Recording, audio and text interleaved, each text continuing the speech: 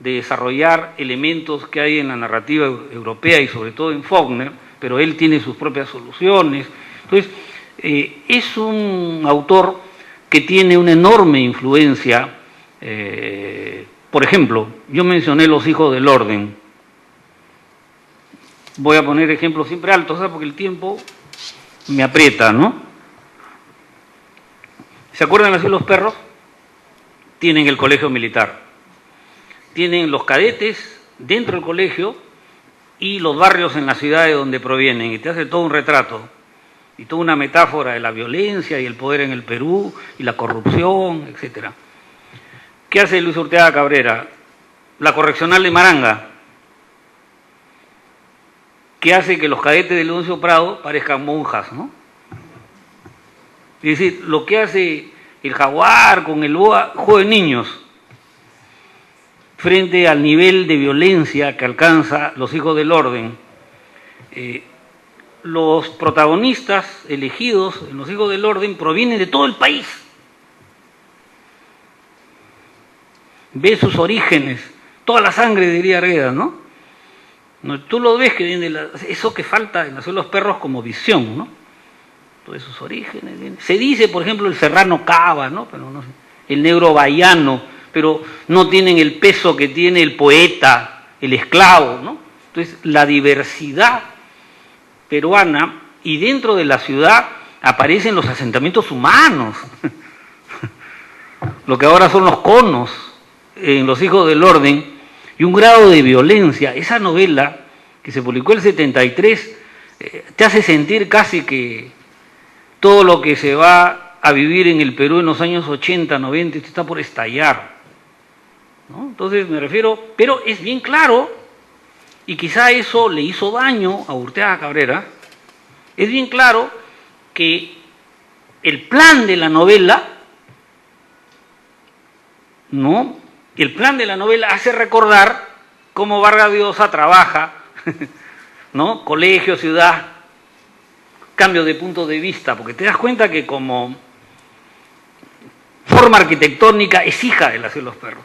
Entonces pongo un ejemplo, porque no es imitación, porque el estilo no se parece, pero es bien claro cómo tú, así como Vargas Llosa ha aprendido de Faulkner, ¿no? Urteaga Cabrera aprende de Vargas Llosa, teniendo una posición más de izquierda, más de compromiso con las causas populares, lo que sea, pero tú ves el lenguaje de Vargas Llosa, ¿no? Entonces, la influencia de Vargas Llosa me parece indiscutible, así como en el cuento de Ribeiro. O sea, existe una continuidad entre las lecciones de la generación de Vargas Llosa y el fenómeno del boom. También la influencia de Cortázar o la influencia de García Márquez. O sea, los narradores peruanos nos aprenden de estos autores, ¿no? Por ejemplo, Redoble Porrancas, ¿no? Para ejemplos claros. Redoble Porrancas toma dos grandes modelos literarios, Rulfo y sobre todo 100 años de soledad, ¿no? Ahí sí corre el riesgo, que no tiene Urteaga Cabrera, de hasta intoxicarte con el estilo imitado, ¿no? Entonces, claro, me parece que después me gusta más La tumba del relámpago, ¿no? La evolución de Escorza, pero el Redoble Porrancas es para mí la primera novela que comienza una especie de apropiación del lenguaje de García Márquez, haciéndolo más fantasioso, fuegos artificiales, con un simbolismo más elemental, precediendo a las escritoras que van a venir después. Ya me entienden, ¿no? Lo hace mucho antes que Isabel Allende, más de 10 años antes que La Casa de los Espíritus. Yo creo que el primer culpable de lo que después se burlará Fuguet de Macondo, es decir, como pobre García Márquez no tiene la culpa, pues. No tiene la culpa de esa pérdida de la belleza poética, la perfección formal, esa fiesta que es, para mí, sigue siendo la más grande novela que ha dado a América Latina 100 años de soledad. Y al lado está El amor, los tiempos del cobre. Yo sigo siendo. Yo era un muchacho cuando salieron estas novelas del boom y sigue siendo. Digo, es como Vargas Llosa de los años 60, me parece así, digamos, indestructible, ¿no? Su calidad. No entiendo que alguien no aprecie en comparación en la catedral, que no aprecie la maestría de los cachorros. Ahí están. Pasa el tiempo y ahí están, ¿no? Entonces, digamos, un fenómeno como la influencia de García Márquez, o en el cuento de Cortázar y antes Borges, ¿no? Que él es pre-boom, digamos, ¿no? Pero se vuelve todo un símbolo, el reconocimiento internacional de Borges, que es un autor muy anterior. Entonces, ¿cómo no ver en los escritores peruanos, les guste o no, el aprendizaje de las distintas corrientes de literatura fantástica, del juego formal, ¿no? Del virtuosismo? Entonces, hay una, tanto entre la gente que vendría a ser de la generación de Vargas Llosa, porque por ejemplo Rivera Martínez es mayor que Vargas Llosa, porque Vargas Llosa es tan precoz. Rivera ya cumplió 80 años ahorita, o cumple dentro de 2 meses. Vargas Llosa todavía le falta 3 años, ¿no? Entonces se pone a pensar, Vargas Llosa es muy precoz, te crea un problema con el ordenamiento. Rivera Martínez es mayor, ¿no? Uno se pone a pensar, te rompe el esquema, ¿no? Pero el otro se consagró muy rápido. Entonces, gente que es... Reynoso también es un poco mayor que Vargas Llosa nomás, ¿no? Cuando comienza a ver las fechas, ¿no? Entonces, la gente que es digamos, de la generación de Vargas Llosa, ¿no? Acusa aprendizaje de Vargas Llosa y de García Márquez y de Cortázar. Hay un diálogo, es muy, muy fuerte, y a través de ellos se rescatan también autores que prepararon el boom, como Rulfo, como Carpentier, como Borges, como Netti, ¿no? Entonces, el boom y su preparación del boom ha sido muy importante para la narrativa peruana, ¿no? Estoy poniendo solamente algunos ejemplos. El concepto de novela total. A mí me parece que el concepto de novela total, que los que más lo trabajaron fueron Ernesto Sábato, en El escritor y sus fantasmas, y de alguna manera Sobre héroes y tumbas es una novela total. Hay algunas reflexiones también de Cortázar, y Rayuela es una novela total, pero sobre todo Fuentes, y más que Fuentes, Vargas Llosa.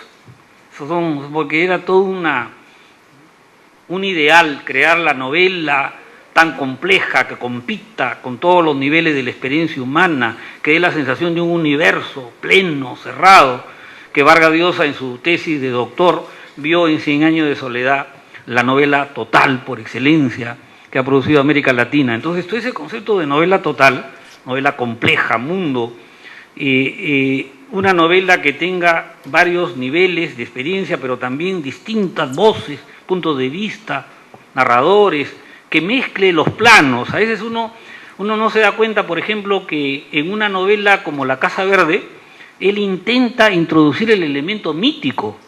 Cuando habla de Hum, ¿se acuerdan? En la selva, ¿no? Trata de introducir el elemento del... A él le ha traído siempre la mitología masónica, el pensamiento masónico, en cambio, reacio, pobre Arguedas, ¿no? Nunca he entendido a Arguedas, ni la cosmovisión andina Vargas Llosa, a pesar de que nació en Arequipa, que me perdonen los arequipeños, se crió en Cochabamba, no sé qué anticuerpo después tuvo contra el mundo andino, ¿no? Totalmente formado en los Andes, y después resultó que le atrae la selva, le atrae, es afrancesado. Chistoso, ¿no? Carmen Rivera Martínez es el jaujino por antonomasia, el otro tiene ahí sus conchos detrás, ¿no? Churata, tú ves, Vallejo, su Perú al pie del orbe, ¿no es cierto? Bueno, después podría para la polémica. La cuestión es que Vargas Llosa no deja de interesarse, y después de los años del boom da muestras todavía más claras. En La guerra del fin del mundo está toda la cosmovisión mesiánica, milenarista, el hablador, una capacidad de meterse y admirar a los machiguengas, ¿no? O sea que la novela total implicaría un sueño muy complejo, tener elementos realistas, elementos fantásticos, elementos mítico-mágicos, todos los elementos, una novela mundo, como es 100 años de soledad. Hay alusiones a la guerra colombiana, pero también hay mitos, hay elementos totalmente fantásticos, una novela que se acerque al sueño de la novela completa. Según Bryce, una característica del post-boom es alejarse del tema de la novela total, ¿no? O sea, ya no querer hacer esos monumentos, esos grandes edificios, ¿no? Él dice, la gente que aparece a fines de los 60-70 opta por una narración más subjetiva, más centrada en el mundo interior de un protagonista, no pretende ser tan totalizante, alardear de tantos recursos como puede ser Paradiso de Lezama Lima o Tres Tristes Tigres de Gabriel Infante, esos monumentos, ¿no? Entonces, no, comparativamente se opta por algo menos complejo en niveles, en realidad, según Bryce, y eso lo repite Giardinelli, esa es una diferencia entre el post-boom y el boom, que ya no pretenderían hacer grandes novelas todas. Yo no sé si esto es cierto. De una manera sutil, la familia de Julius, con sus empleados, es un microcosmo del país. Tiene mucho de novela total Un mundo para Julius, ¿eh? No estoy tan convencido, no estoy tan convencido de esto. Pero no solo eso. País de Jauja es una novela total. La violencia del tiempo ni siquiera es una novela total. Miguel Gutiérrez llega a decir que es una suma novelística. Le parece poco novela total. O sea, ¿por qué? Porque él ha tratado de incluir todos los tipos de novelas que pueden existir en su novela, ¿no? E incluso novela total quedaría chico porque, bueno, cuando yo pienso en eso, yo pienso en el Quijote, ¿no? ¿Se acuerdan? Cervantes recreó todas las formas de novela anteriores al Quijote. Para mí, después de Cervantes, el que lo ha logrado es Joyce. Toda la historia de la literatura está recreada en el Ulises. Todos los estilos, capítulo por capítulo, ¿no? Eso es una suma, una suma novelística, ¿no? Bueno, entonces, si uno se pone a pensar, a la hora de la verdad, no han dejado de haber novelas totales en el supuesto post-boom. En el supuesto post-boom, me refiero, es cierto que cada vez más, si dicen que la gente no tiene tiempo y que ahora es la hora de la novela corta, ¿no? Le meten ese truco a uno, ¿no? Oye, yo no sé si es cierto. ¿Cuánta gente ha leído Harry Potter? Yo he leído, me encanta. Te la estás perdiendo. Y tiene 7 novelas, como En busca del tiempo perdido, compadre. ¿No? Yo he leído Harry Potter. 7, ¿no? Me refiero, ¿cuántos millones de lectores? O sea, a la gente le encanta El Señor de los Anillos, ¿no? O sea, no sé dónde quieren inventar que los chicos ahora solo leen, van a leer El Túnel y ya no van a leer Sobrevivientes y Tumbas. No te van a leer los chiquitos nomás, es decir, solamente voy a leer Crónica de una muerte anunciada, no leo 100 años de soledad. Eso, ¿a quién quieren engañar? Vos solamente voy a leer las novelas ejemplares y no el Quijote, te lo estás perdiendo, pues, compadre. Leyendo solo La Gitanía. Es decir, no leo Guerra y Pastas. Tonteras, me refiero. No es cierto, sí hay. Y por ejemplo, miren, el escritor que se ha vuelto más popular posterior al boom es Roberto Bolaño. ¿Cuáles son los libros más importantes de Bolaño? Los Detectives Salvajes, tremenda novela ambiciosa, y 2666 que intenta hacer una suma. O sea, ¿de dónde? No sé, están queriendo. Me parece que lo que teorizó el boom y sobre todo Vargas Llosa no ha dejado de ser un reto. Es bien fácil. Bolaño en eso es muy bueno. Bolaño, a la vez que se burla, elogia. Entonces, una crítica y admiración por lo que hicieron. Algunos no le gustan nada, pero sí admira mucho a Borges, admira mucho el universo de Lezama Lima, ¿no? Entonces, tiene sus admiraciones. Entonces, me parece que no se puede generalizar